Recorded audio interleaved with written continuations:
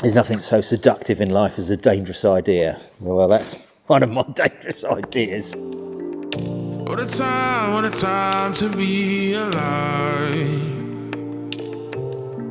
Love took us for a ride that we never dreamed. Never knew we caused a scene. So I thought we'd have a look at what's in the workshop and why it's in the workshop. So, 2 Dinos, 2.4s. As you probably know, these are quite rare. They're even rarer than they were a couple of weeks ago, because a couple of weeks ago I said they made 850 of them. Well, actually it was 450. So there you go, they're even rarer than they were a couple of weeks ago. So yeah, so the 2.4 was the final model. It's the most desired of the Fiat Dinos. They were assembled at the Maranello Ferrari factory, so people sort of think they're, more like a Ferrari because of that, but they're what they are. 2 litre, they made about 1,500 of, so still very, very rare. But yeah, but these are the thing. So if you think about it, 450 of these, that's less than the production of the Lancia Stratos, which is a hallowed car. So I think, apart from how beautiful they are and how wonderful, the rarity I think is very important. And that's why we're saving them.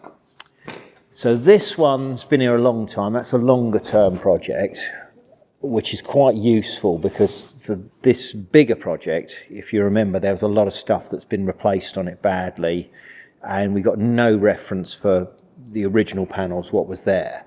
So I'm using this car to help with that. Now I've got a lot of patterns for a lot of stuff that I've made for these over the years, but quite often the cars are damaged and been got at. So those patterns and panels I've made over the years need finessing. So every time I get more information off of another car, I make those patterns better and finesse them and get them just right. So, with the intention of getting them just right in the end.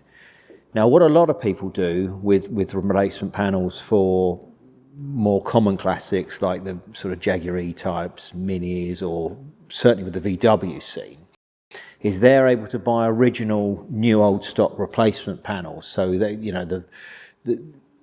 certainly with Volkswagen, they'd sell all these parts for the cars, so you could repair them. So you can buy these old panels, and you can sort of check them for reference against the car you're working on, and then people have then used those to then produce replacement panels, so to continue this repairability of them. Well, you can't do that with Fiat Dinos. There's hardly any new old stock out there. Wings and doors occasionally turn up, but sort of the internal panels, like a chassis rail, say, or a sill or something like that, they just don't turn up. No one knows, what they are, what they look like. They probably didn't make much of that stuff anyway, because they didn't make the car for long enough for them to need that type of repair. I mean, all right, a chassis rail, yes, for an accident damage, but an inner sill section, they had have a reputation for rusting, but not so quickly that they were rusting out within a couple of years, to the point that they're having those sort of repairs done. So I don't think they were ever produced anyway, much of that, that type of thing. Because other than accident damage, you'd have no reason to have these panels. And of course, normally you're not replacing that type of part in an accident, because that's not the bit that gets hit, as it were. But not strictly completely true, but it's like that. So it's been difficult to do that. So hence what I'm saying. So that one's creating, or is enabling me to create panels for this car, so I can get this one just right. And also, we're doing the best we can with that one as well, obviously. So in light of that, we'll have a look at some of the stuff. If I drag this out so we can see a bit better what's been going on. And if I move it over to the side, give us a bit more room. So this is a case in point. So these are inner sills I'm making at the minute. Now, I mentioned this the other week, that these are different on a 2.4.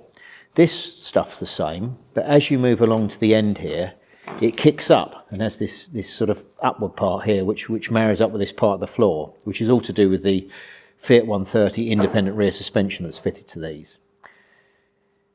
So because of that, this sort of curls up, whereas on the 2 litre it goes straight along. And then you've got this weird detail here, this sort of stuff here, which is quite different, quite a different way of finishing it. And obviously, you know, that takes a bit of messing around to do that. So I've managed to do that, but a lot of people wouldn't do that, wouldn't go to that extent.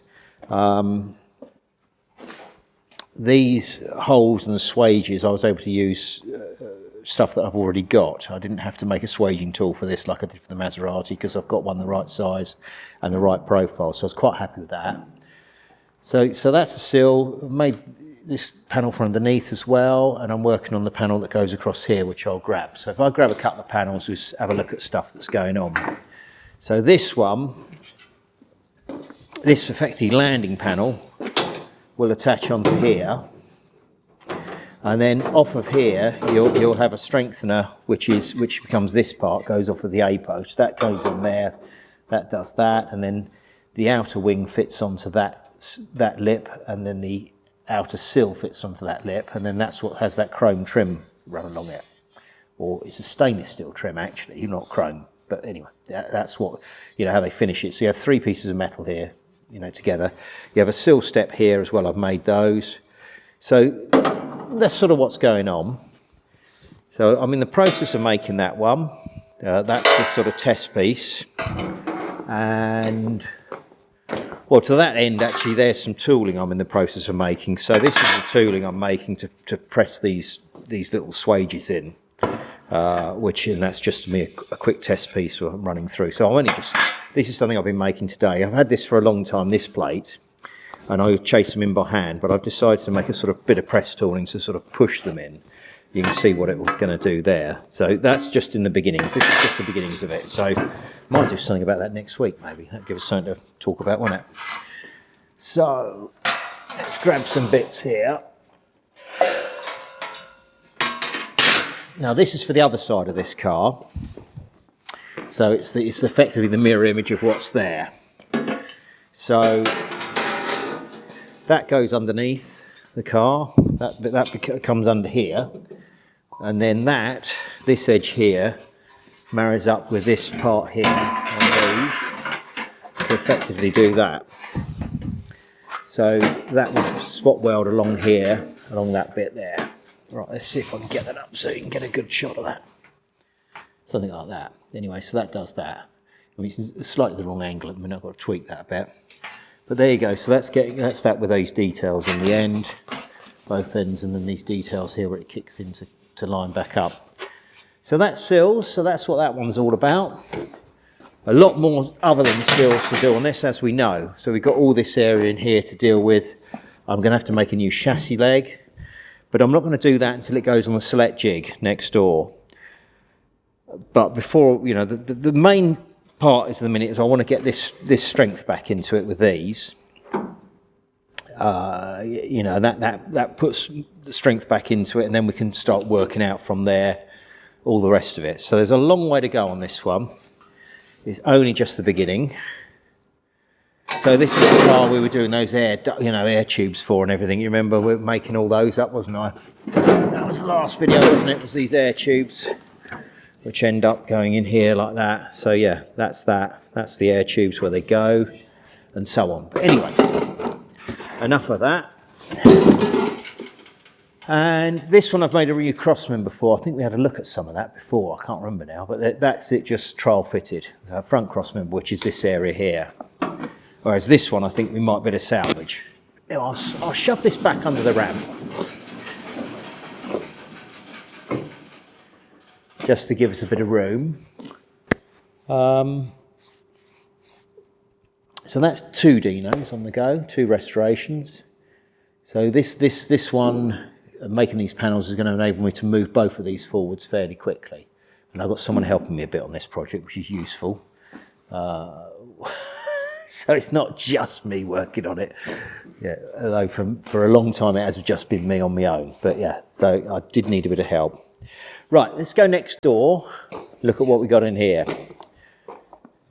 So we've got a Porsche 911 in, really for a service. A friend of mine's borrowing it. He's basically told, if you can get the thing to work, you can borrow it. So it had an intermittent fault where it kept conking out, and it turned out to be the CDI unit wasn't plugged in properly. Now, why it wasn't plugged in properly, I've no idea. Whether someone unplugged it whilst they were trying to diagnose some other problem or doing some other work on it, or perhaps they decided to put a loose connection in there to scupper it somehow, I don't know. But anyway, I fixed that, got it running properly, and it's had a service, front brake pads, had to rebuild, had to take the alternator off and put a regulator on it, a few little jobs like that. So that's now good to go and should be usable.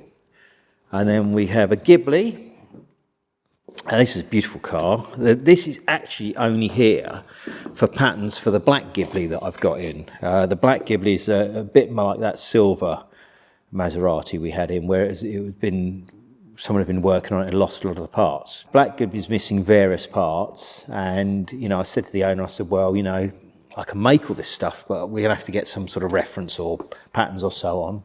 And he said, oh, I've got another Ghibli. I'll send that over and you can get the patterns off it, use that. So that's what we're doing, but when it arrived it had problems. It wouldn't start and the brakes had failed. So I've had to take the starter motor off on this and rebuild it, which has got it running, but it's still got an issue. So we'll probably get a high torque starter motor for it. And the master cylinder on the brakes has failed, so that's gone off to be sleeved and new seals. So I'm waiting for that to come back. But yeah, that's a pretty colour. I like this one. I think it's quite cool. And the black car, its sister car, is very nice as well. But we'll have a look at that another day when that's in the workshop, because I've got to put the engine in the black car. We have the Maggioli Coupe, Mistral Coupe, which you'd have been watching films on this, I hope. And if you haven't, go and watch some. So again, this is all stuff that I'm making panels for. So here's all the seals. You remember there's I've made the videos about these and making the swaging tool and so on for those. So there's sets of seals there. So I've got the seals of trial fitted onto this one on this side. I won't tackle the other side until I've put these on. I always do one first, leave the other side alone for reference and also for strength, and then come back to it.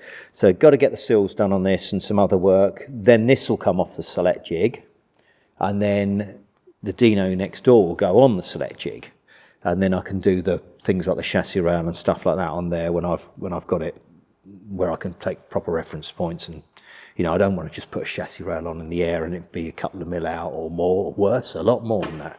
So yeah, that's what that's all about. And then also made another set of seals for the other car I'm working on. So, sort of efficiency, I've doubled up and made some other bits. So you remember this was all these things with the pressings in them that went with the A-post. If you don't remember or you haven't seen it, go and look at the videos. There's videos about all that lot. So that's that one. Bell housing for the black Ghibli. That's here just because I'm having a look at the clutch operation on it. Someone's welded it up here, which is a bit ominous, so I'm going to have a look at that and see what's going on. So again, that was another bit that was missing, and the customers managed to find that and a gearbox for it. So there's various bits were missing on that car. Luckily, it's not the important things like the engine, of which the engine's here for the Ghibli. So this is the 4.9 dry sumped engine. Now this is a special order, goes in the black car. So the black car's a pre-SS. Now Maserati, I don't know enough about the sort of, I'm not a historian by any means, but from what I can gather, whatever model it was, they were calling SS. Now this was in the Citroen ownership sort of years. Seemed to be that they'd do stuff with the car and develop it, and then towards the end of the production line, they'd start calling it an SS, or they'd bring out an SS. So all the best bits would go on the SS, so you'd have to order that one. So a 4.9 Ghibli would be an SS, but this is a pre-SS. So this was a special order to have the 4.9 engine in it, which obviously later became the SS engine.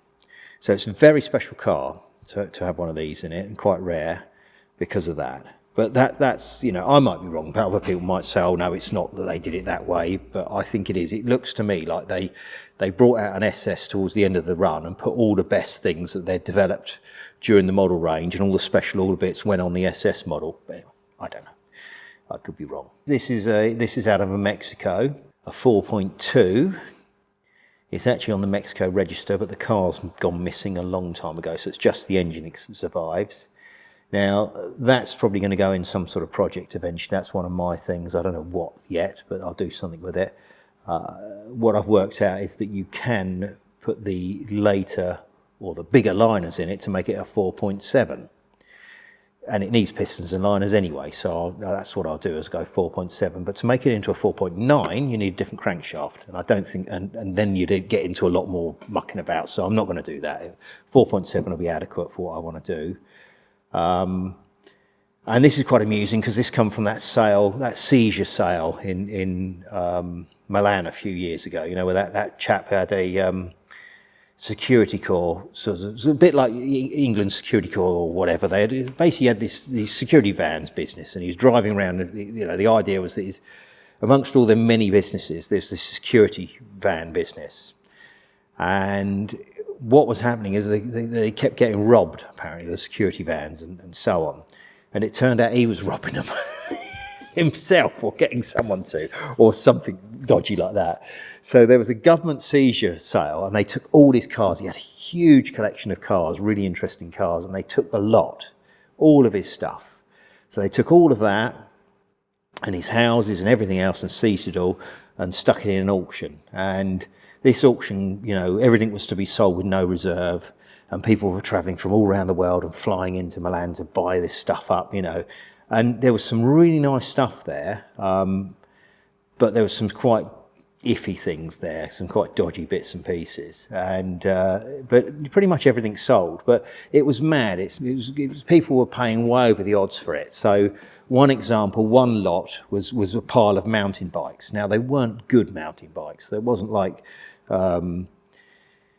you know, rare ones or expensive ones or whatever. It was just sort of tosh, really. And they just put them in a lot and sold them. And someone paid, I think, like, I can't remember, like, you know, a couple of €1,000 for these things. And they really were just scrap. But they obviously wanted to say that they bought something from the sale. So in the sort of old car world, there's been a sort of bit of hysteria about this sale. And, oh, you know, we got it from the thingy sale. So that come from that sale. I didn't buy it at the sale. I got it off a customer who bought it at the sale. So it's sort of quite funny to have that. Well, I think it is. Anyway, I don't know what I'll do with it. There's nothing so seductive in life as a dangerous idea. Well, that's one of my dangerous ideas. Stick that in something. And then we come on to this little baby, which is the car I've been promising myself for nearly 30 years now, or thereabouts. This is basically an Arbath TCR replica. The TCR has what they call the Radiale engine, which went in the last of these, and with that they have the big arches and the bigger back wheels and so on. So it's sort of to emulate the Group 5 last cars, effectively, with the big arches and so on, and the Pandolari front suspension. They did do a Pandolari rear suspension, but this isn't getting that because that's too expensive to muck about with. So this is yeah, it's got a lot of genuine parts on it, so it's going to be a good one.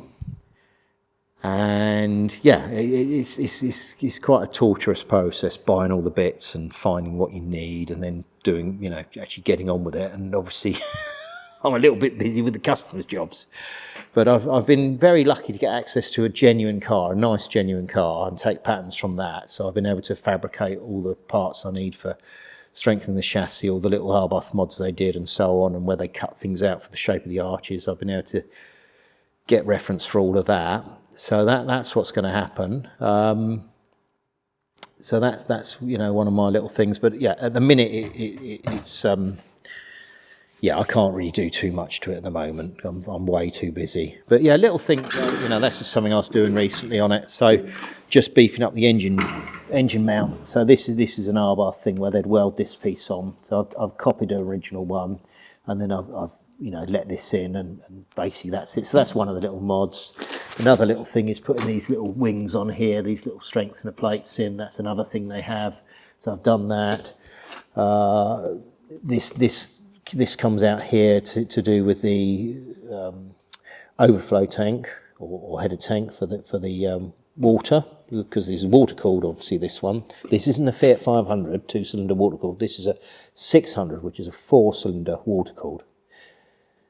Did I say water cooled 500? No, the Fiat 500 is air cooled. This is water cooled. So the Fiat 500 is a 2-cylinder, 500cc. And then this comes off as well, so you can have the remote Corello unit there. That's why this is all cut out, so you can put that there. And then the floors are cut out where, you know, you don't need any of that, sort of engine bay floors. So that's all happening. And then you have the little struts here to keep the bonnet propped up. So that's that one. Could have a look at these two. So we got a little Dingo Cross. This is a Mutter Guzzi Dingo Cross, it's a 50cc bike, and then we got a Benelli Mini Cross with no engine in it because we buggered it up on the fields when we were using it. So these are my daughters really for them to play on, but they don't have a huge interest in it. And then when we broke that one, that sort of stopped it really. So we haven't got back out there again on them. So I did start rebuilding the engine on it and then got busy with other stuff. But this one will run. This one will run and work. And these were things for, you know, much like in France, you know, at 14 years old, you can ride these things. So there used to be a huge sort of market for these little 50cc bikes. So the Mutter Guzzi Dingo, they did various versions. The Cross is you know, obviously got the knobbly tyres and the high bars. But they did a sort of more road going one, and they did the one that looked like a little racer bike with clip-ons and so on. And they did various versions of it, all called Dingo, and all 50cc. And there's a great YouTube clip of the original bit of advertising they'd have done, which I suppose would have been on the telly, but probably more likely in cinemas. Yes, which is it's great. You should look that up. Dingo Cross, vrim vrim. And off they go. But yeah, so that's a bit of fun. That covers this I think. We could have a look in the other workshop, which is where I mainly store stuff, keep it a bit cleaner than in here. And there's things like the engine for that one, which might be worth a look. Perhaps we'll go and do that. Okay, I'll find the keys.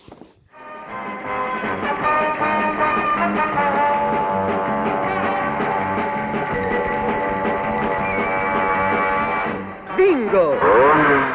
Tutti Moto Guzzi! What a time to be alive. Love took us for a ride that we never dreamed. Never knew we caused a scene.